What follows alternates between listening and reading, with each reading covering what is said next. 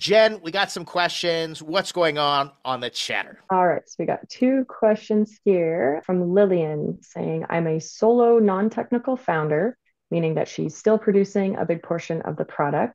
And I've been told both narratives. Some say I need a technical co-founder since I'm in the software business, and others say my tech isn't that complicated.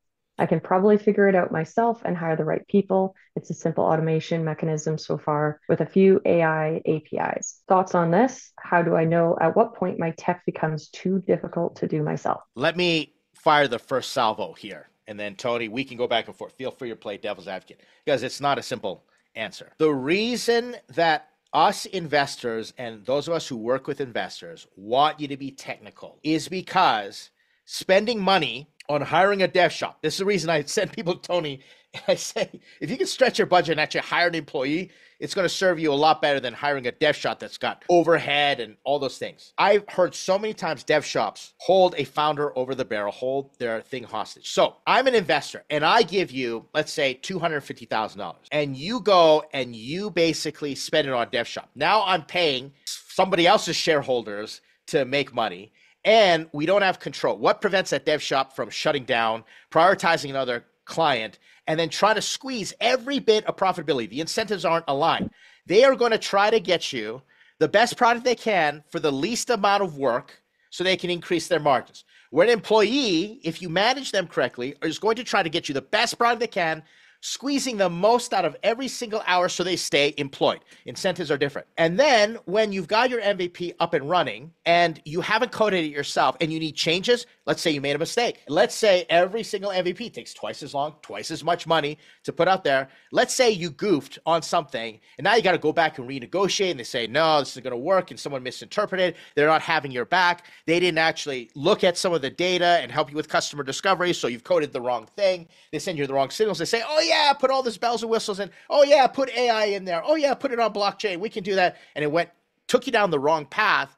Now, when I give you another $500,000, most of my money is going to go fix that technical debt. That's the biggest fear that we have as investors or in the investment community. Now, with that being said, Tony, you and I both know that there are non-technical people who put up amazing MVPs, and I would be completely acting in bad faith, speaking out both sides of my mouth because I'm a non-technical founder.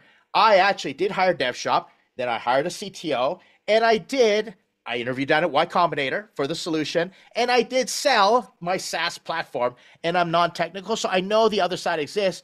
What would you say to counter my argument, Tony? Well, there's a lot to unpack there. I would say to Lillian's question, it depends on the stage of where you're at with the MVP, right? Where it's perfectly okay if you feel like you can code something to basically say, like, I'm trying to develop a prototype so we can, have proof of concept and show that, we're developing product market fit, and maybe we're only trying to raise $25 to $50,000 to prove something out, right? It's when we start getting to the next level that the questions come in as far as technical expertise. And that's the question I think we want to think about is, do investors want you to have a CTO or do investors want you to have technical expertise? Good Because question.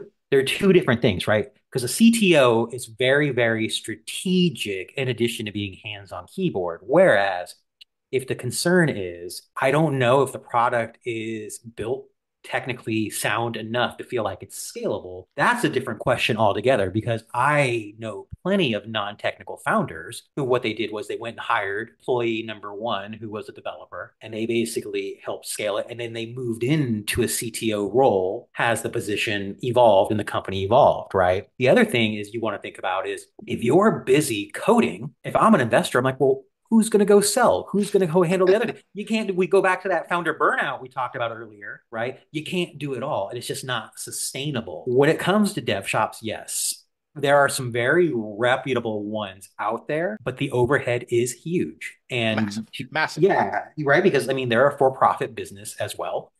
But the markups are astronomical. So I am a huge proponent of if you can hire directly to the source and you can do it fractionally, you can do it globally. There's a lot of economical ways to maximize your capital to get something built without having to, sell a farm. Because the reality is, if you go hunting for a CTO, that means you're giving up equity. And the equity is like your last piece of like cachet that you want to give up because it's like a marriage. If it's not a good fit, then it's going to be very, very hard to get out of, right? So I always say it's like, hey, find somebody technical that you trust from your network, vet the hell out of them, get references. If you've worked with them in the past, even better. Really make sure you do your homework. Work with them on a small project. Say like, hey, I need a feature done on this. Let's see how we mesh together. Scale it from there to the point where you feel like, hey, I feel good about this. I don't know how you feel about this. Do you want to come in like long term? And then that's how you organically do that because you go on LinkedIn or you go on comment or say, I'm looking for a CTO. They're going to come out of the woodwork and basically try to take advantage, especially they're going to dazzle you with a bunch of techno jargon. You're like, oh, it sounds good, but I don't know how to validate this. And it's just, you don't want to get in that trouble. So, Lillian, what I would say is it depends on your stage. And I think it's more about having a plan in place for technical expertise to be able to support, say, like, we've got it covered. I would second that and say it's going to depend. You're going to know, and I like the way that you delineated between, the strategy CTO and the technical expertise. Let me throw out a plan for everybody who's here watching. If you're not technical, it's going to be a clip. Telling our editor, clip this, okay? We're going to put this into a package. If I had to do it all over again as a non-technical founder, and I had $100,000. Let's just take an even round number because that's actually what I did. Is I sold my solution for my SaaS platform as a manual consulting offering till I made about $135,000, $145,000. I put it all in the bank. I was working a full-time job doing this, but I learned so much. So I have $100,000 in the bank. In hindsight, what I would have done is I would have gone and found a potential co-founder who's technical. And I would have said, this is the problem I want to solve. What do you think? And I will literally give you half of the company, except, but vesting schedules and cliffs. All right. So you're not going to get anything for year one. I'm not going to get anything for year one. We have to be in a year and then a 4-year vesting schedule and you get 25%. So we got 1 year. Then I would take my $100,000 and I would go to someone like Tony. And I'm not saying this just because I'm trying to promote Tony, even though Tony's great to work with. Lots of great feedback from people using Tony's services. But I would go to Tony and say, Tony, I need to find a technical person, someone who's just going to code full time in this to solve this problem. And we're thinking about doing this. And I'm going to get from my CTO, here's the language we're going to use and this and that. And I'm going to say, we need to build an MVP. And I'm going to stretch out my budget over 12 months. And I'm going to say, yeah. And in the meantime, while this full-time person is building and clacking away, the CTO is managing, I am out there just pounding the pavement. I am pounding the bushes and I'm selling the stuffing out of this and continue to sell those consulting services and bringing in the revenue. And then if everything works, best case scenario, and I'll go through best case and worst case scenario. Best case scenario, this employee rocks it, all right? And I get to invite this employee, hey, come in for... We got an ESOP program. We're setting aside 20% of our shares. You can earn that. Congratulations. Now we can employ you for many, many years to come. Thank you very much. That employee's probably freelancing and, doing some other things, from a developing country, right? Because I can stretch my dollar out. And then my CTO says, I really appreciate the way that we rolled this year. I love it. I'm ready to stay in. Let me take my 25%. I'd make sure that as a CEO, I have the ability to hire and fire, including co-founders, right? And we have a separation agreement, et cetera. But now I've got traction and an investor comes in and I tell them the story. I say, look, here's what we did. I made this money. I'm selling right now. The co-founders were working for nothing right now. We put all our money into bringing in the technical team. We can hire a team, look at what they've done, look at our traction. Now I'm ready to take $500,000 to go to the next level. Best case scenario. Worst case scenario, I fired or laid off the employee in month 3 because it's not working out. And my CTO and we part ways and we say, nice try. It didn't work. And no shares have been vested, anything like that. And that to me would be the safe way. That's how I would do it right now. I don't have the energy, the mental fortitude. I'm too old. I'm on the back 9 of my career, so I'm not going to do this.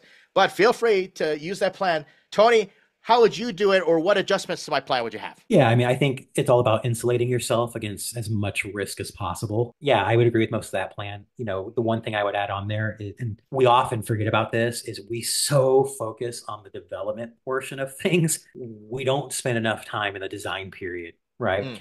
The number one reason scope creep goes up in developing an MVP is because there's not good requirements to start. Yes. And literally, it's a blueprint where I can hand it to a developer and say, build me this, right? It's like when you buy a Lego set and there's no instructions, right? I don't know what to do.